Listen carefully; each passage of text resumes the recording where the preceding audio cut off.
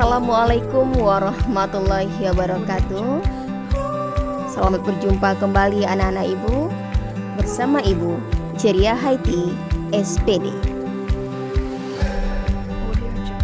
Untuk pertemuan kali ini kita akan membahas materi memahami buku non-fiksi. Untuk memahami buku non-fiksi, ada dua hal yang harus Ananda pahami, yaitu indeks dan peta konsep. Indeks dan peta konsep adalah dua hal penting yang dapat digunakan oleh pembaca untuk memudahkan pembaca memahami bacaan melalui menulis sebuah rangkuman. Indeks. Ini adalah contoh indeks yang bisa Ananda lihat pada buku non-fiksi. Biasanya indeks ini terletak di halaman akhir sebuah buku. Kita lihat pengertiannya.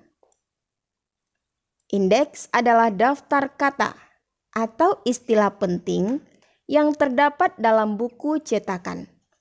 Biasanya pada bagian akhir buku, tersusun menurut abjad yang memberikan informasi mengenai halaman tempat kata atau istilah itu ditemukan. Sederhananya, indeks adalah daftar kata atau istilah penting di dalam sebuah buku. Lalu apa sajakah bagian-bagian indeks tersebut? Bagian indeks ada dua, yaitu daftar istilah dan nomor halaman. Dua hal inilah yang membuat indeks mudah dipahami oleh pembaca. Yang pertama, daftar istilah. Nah, ini daftar istilah yang ada dalam buku tersebut. Contoh pada indeks ini, istilah afiksasi nol, istilah afrikat, ajakan, dan lain sebagainya dapat Ananda temui di dalam buku tersebut. Kemudian di sebelah istilah ada angka. Angka ini menunjukkan nomor halaman buku. Contoh kata aksen. Kata aksen dapat ditemui pada halaman 4, 84, dan 86. Kemudian jenis indeks ada dua, yaitu indeks subjek dan indeks pengarang. Nah, yang di atas adalah indeks subjek, sedangkan yang di bawah adalah contoh indeks pengarang. Indeks subjek menampilkan subjek, ini dia, atau istilah atau topik yang dibahas dalam buku tersebut.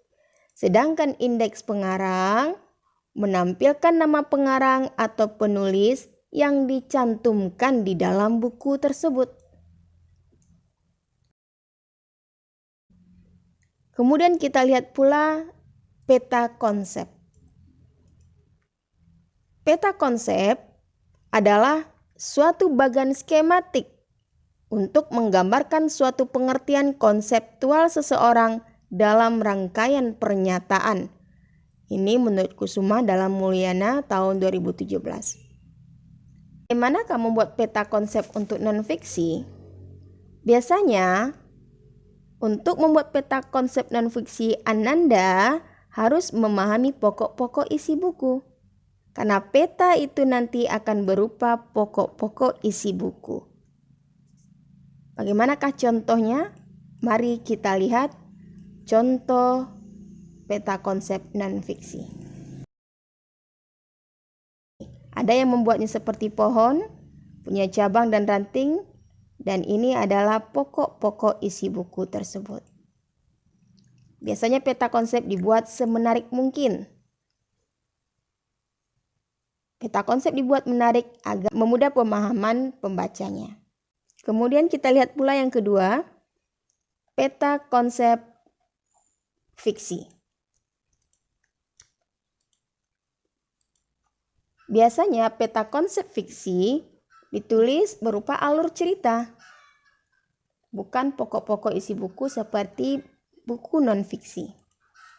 Contoh, ada sebuah buku berjudul Belajar Jarak Jauh. Maka kita akan mulai membuat alurnya. Kita mulai dari menuliskan tokohnya siapa, kemudian apa yang dilakukan tokoh, lalu peristiwa apa yang dialaminya. Contoh pada cerita Belajar Jarak Jauh, tokohnya Rafif. Rafif pergi sekolah, kemudian dia bertemu teman-teman, lalu ada aktivitas yang dia kerjakan, kemudian peristiwa yang dia alami, apa saja. Nah, ini rangkaian-rangkaian peristiwa dalam sebuah cerita yang akan kita gabungkan menjadi sebuah sinopsis. Jadi peta konsep fiksi dia akan berupa sebuah sinopsis. Sekian pembelajaran kita pada hari ini. Terima kasih dan